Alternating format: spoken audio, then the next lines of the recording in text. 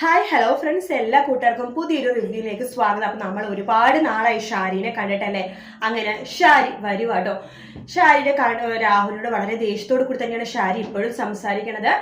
സരയുവിന് വല്ലാത്ത സ്നേഹവും കാര്യങ്ങളൊക്കെ ഷാരിക്കുണ്ട്. കാരണം വെച്ചാൽ തന്റെ ഭർത്താവിന്റെ മോളാണല്ലോ, പിന്നെ ഇത്രയും നാൾ തന്നെ മോളാന്ന് പറഞ്ഞ് സ്നേഹിച്ചത് കൊണ്ട്. പക്ഷെ നാളെ സമയത്ത് ഷാരി അറിയാണ് മനോഹർ ഒരു ഫ്രോഡാണെന്നുള്ള സത്യം. അതറിയണം. ഷാരി ആകെ തകർന്നു പോവാണ്. ആകെ ഒരു പ്രതീക്ഷ മനോഹറിന്റെ കൂടെ സരയുവിന്റെ കൂടെ അമേരിക്കയിൽ പോകായിരുന്നു എന്നുള്ള വിചാരത്തിലാണ് ഷാരി കഴിഞ്ഞുകൂടുന്നത്. കാരണം ഇവിടെ നിന്ന് എങ്ങനെയെങ്കിലൊക്കെ രക്ഷപ്പെടണം, അല്ലെങ്കിൽ താര വന്ന് അവകാശം ചോദിക്കും. സരയുവിന് എന്നേക്കുമായിട്ട് താര കൊണ്ടുപോകും. അതിനു മുമ്പ് സരയുവിന് എന്നേക്കുമായിട്ട് തന്റേതാക്കി മാറ്റണം. അതിനു വേണ്ടിയിട്ടാണ് ഷാരിയും കൂടി അമേരിക്കയിൽ പോകാൻ നിൽക്കുന്നത്. അപ്പൊ അമേരിക്ക എന്ന് പറഞ്ഞ മോഹം വെറുതെയാണെന്ന് അറിയുമ്പോൾ ഷാരിക്കാകെ പ്രാന്ത് പിടിക്കുന്ന അവസ്ഥയാട്ടോ.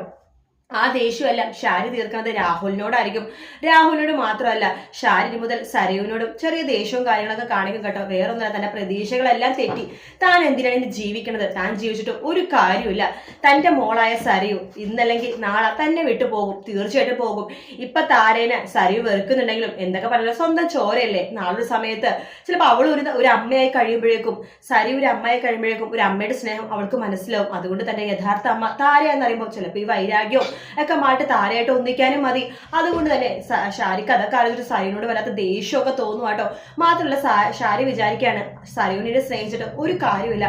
സരയു എന്തായാലും അമേരിക്കയിലൊന്നും പോകാൻ പറ്റില്ല, ഈ നാട്ടിൽ തന്നെ ഉണ്ടാവും. താര അവളെ കൊണ്ടുപോകും. പിന്നെ താൻ എന്തിനാണ്? അതുകൊണ്ട് ഇപ്പൊ തന്നെ സരയുവിനെ വെറുക്കുക, സരയുവിനെ തന്നെ ജീവിതത്തിൽ നിന്ന് അകറ്റി മാറ്റുക, സരയു തന്റെ ആരുമില്ലെന്ന് മനസ്സിലാക്കുക എന്നൊക്കെ ഷാരി വിചാരിച്ചിട്ട് സരയുവിനായിട്ട് കുറച്ച് പിണങ്ങിയും കുറച്ച് ഉടക്കൊക്കെ ആയിട്ട് ഷാരി നിൽക്കുക കേട്ടോ.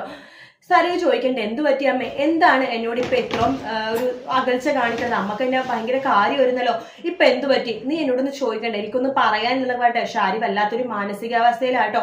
എന്തായാലും നല്ല അടിപൊളി ഭാഗങ്ങളായിരിക്കും നാളത്തെ വീക്കെൻഡ് പ്രൊമോയിൽ വരാൻ പോകുന്നത്. വീഡിയോ ഇഷ്ടപ്പെട്ടെങ്കിൽ ലൈക്ക് ചെയ്യുക, സബ്സ്ക്രൈബ് ചെയ്യുക, കമന്റ് ചെയ്യുക. മറ്റൊരു വീഡിയോ വീണ്ടും കാണാം.